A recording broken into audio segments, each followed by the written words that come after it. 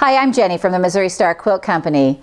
Today I've got a great quilt to show you, and it's made with the other half of the stack of wedges that I used last time. So last time we did the pennant quilt, and this time we've got the double diamond. Take a look at this quilt. Isn't this beautiful? It's so amazing how you can use the same shape and come up with so many different ideas. So let me tell you what you need to make this quilt. To make this quilt, we used a layer cake, and we used Day Sale by Bonnie and Camille from Moda. Beautiful line of fabric. We also used 1.5 yards of background fabric and about 1.25 yards for a border, and it's going to give you a quilt that is 62 by 62. We just made this square. So you're going to need 42 colored wedges to make this quilt and 42 of your background, your solid wedge. So let me show you how to do that. So you're going to be using this simple wedge template, which is, I love this template. The reason we came out with this template is because most of the templates that are out there, again, sit right in the middle of the fabric. There's a lot of waste. But with this template, if you put your wedge to the edge, just like this, line up the long side of your wedge right on the edge, you'll be able to get 2 cuts out of 1 layer cake. So I love that. So we're just going to cut this right here, and I'm going to be very careful not to go too far over that line right here. Over this edge right here. And hang on. There we go. And we have our wedge cut. I'm going to move these out of the way, and then I'm going to turn this around. And then again, I'm just going to put my wedge to the edge right here. And make that same cut. So you have to be careful because you barely have any extra room there. And you want to be sure to get 2 wedges out of there. So now we have our 2 sets of wedges.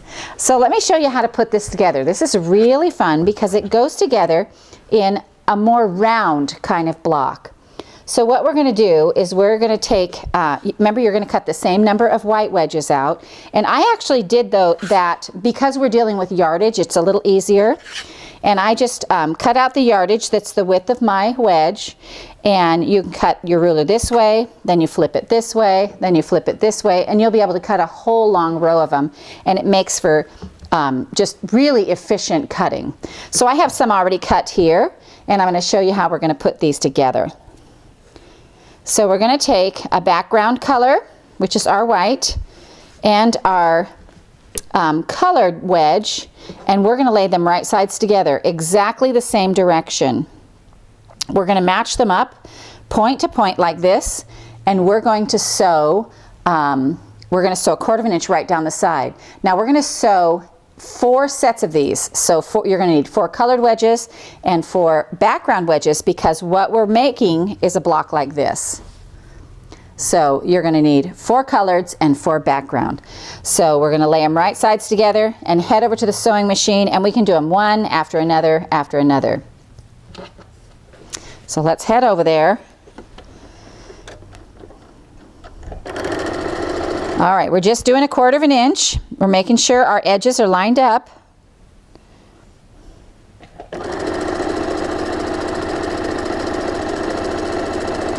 The other thing you want to make sure is that your solid color is always on the bottom, and you're always sewing then on the same side. So I sew my solid color on the bottom, and then I put my colored one on the top, and I always sew on the right hand side.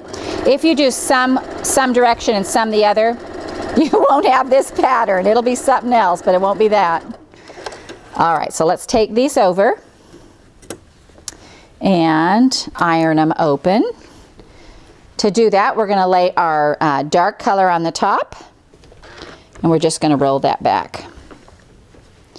Now you're going to have 4 of these. I have 2 because I've already sewn some together. All right, hang on a sec. So we're going to set and roll. Now, one of the things I want to point out is that in this layer cake, there are several striped patterns.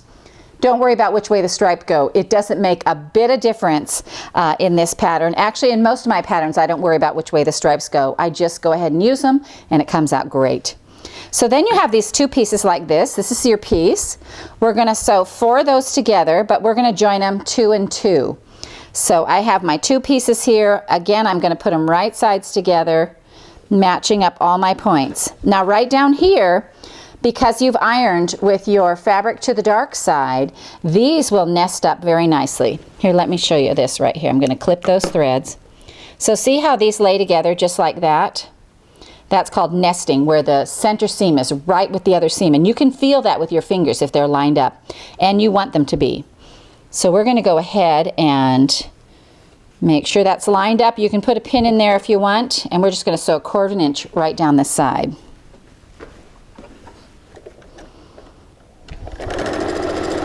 All right, here we go. I like to sew a little bit and then make sure my seams at the bottom are still tucked in there really nicely.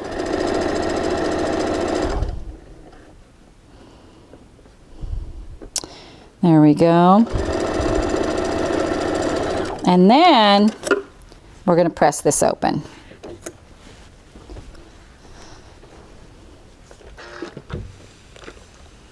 So you're going to do this with 2 sets, and then you're going to do the 2 other ones, which is going to give you a circle like this. Want to be sure you can see this. Now, one of the things that I want to point out on this is a really cool tip, is that right here you can see that's about 1/4 inch. And whenever you have fabric or thread that crosses, let me get a pen here so I can show you this. So right here, you have a hard time seeing these stitches because they are white, but I'm going to draw on them hopefully. And you can see right here, see how your stitch line, I've drawn right on the stitch line both directions. Do you see how it crosses right there? As long as you stay on the seam side of that cross, you will never lose your point. And this works anytime you're going to put a point in anything, it works perfectly. You'll never lose that point.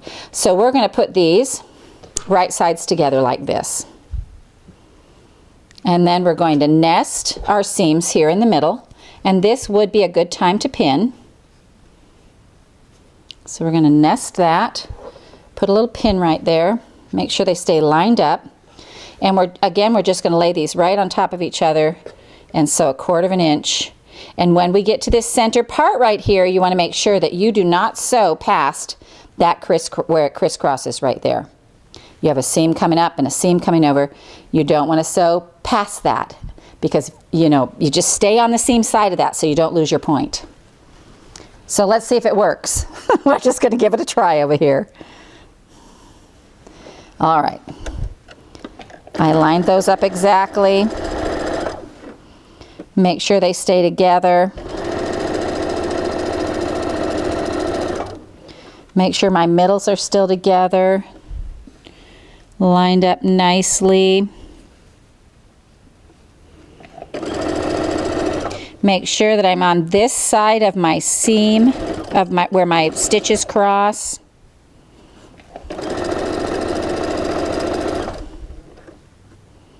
And then continue sewing down the other side.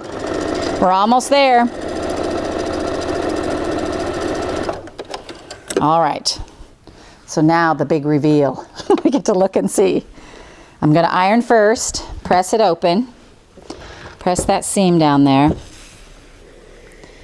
Roll it back.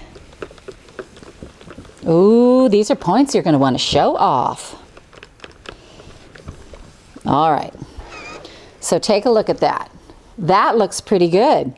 And so this is a really fun block because when you think about the different things you can do with this block and the different looks you'll get, depending upon what you do, it's very cool. But it's not actually a block. We have to make it a block.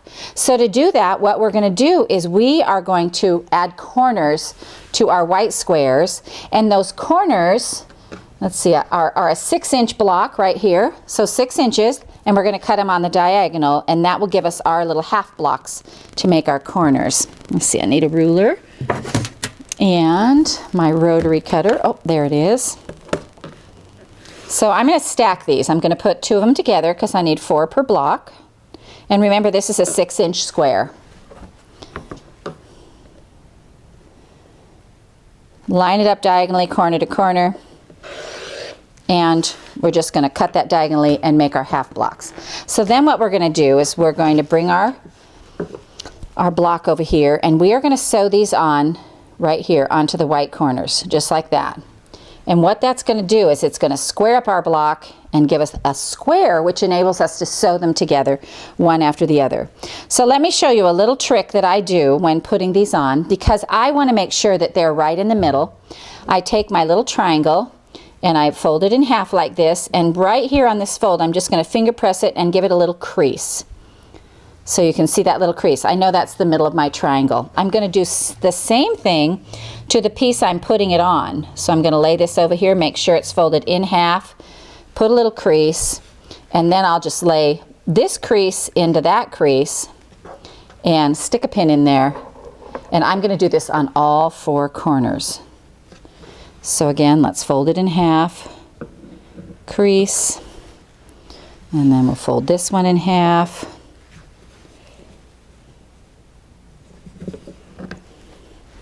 You have to kind of match up those seam allowances to make sure that you get it right in half. And then we're going to take our little triangles, fold them in half, finger press a little seam line, or not a seam line, but I can't even think what to call that. Just make a little dent right there so that we can line them up. And then we're going to go over the sewing machine and we are going to sew this down. I'll stick a little pin in all of these.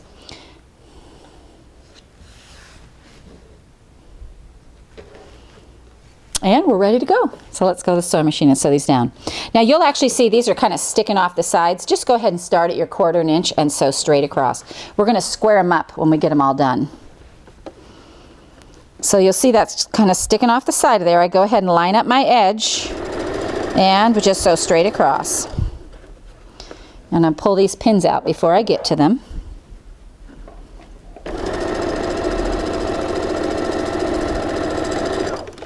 Then I'll go to the next one. We'll just rotate right around the circle.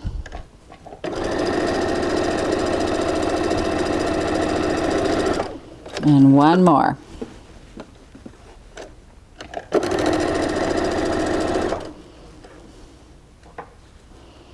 This goes together so quick. It's just such an easy, fun block with, it's just really gratifying because you get lots of fun out of it.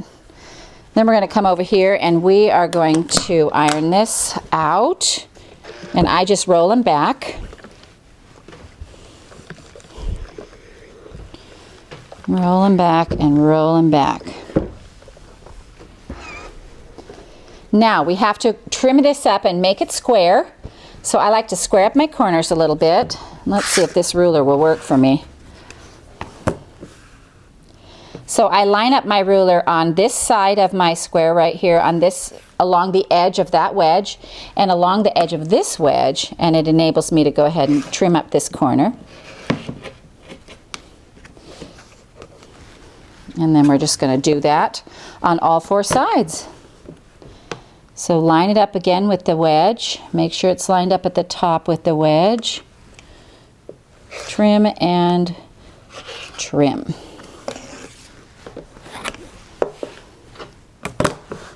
People ask me a lot about how to square up blocks, and you just have to kind of find a point of reference on your block to do that with.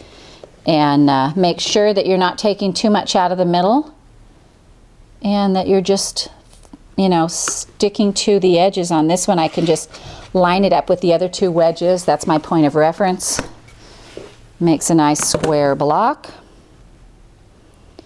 Here we go. Oh, this got to come down there. And when you have a straight edge on either side, that enables you to get that square. Okie doke. So here is our block. This is what we're looking for. This is how the block works in here. See how it goes right in there? And so you want to lay your blocks out, and then all you're doing is sewing together big blocks.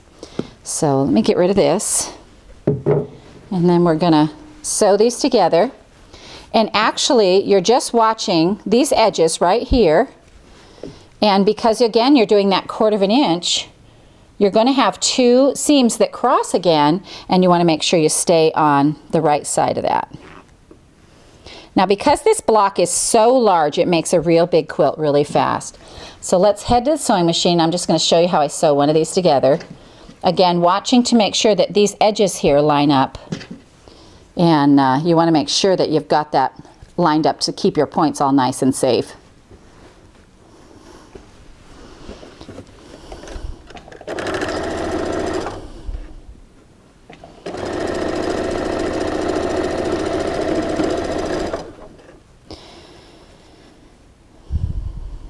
There we go. A little more. And again, I'm just, you know, I like to sew a little bit and make sure I'm still lined up, still lined up.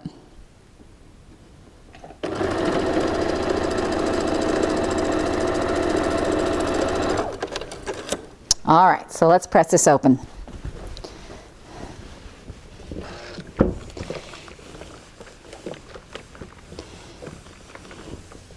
Now, there you go. So this quilt behind me, we've sewn 3 of these together, and it gives us this double diamond. Now, I have a confession to make. So when I first made this quilt, I made it by putting my square on my corner on the colored block.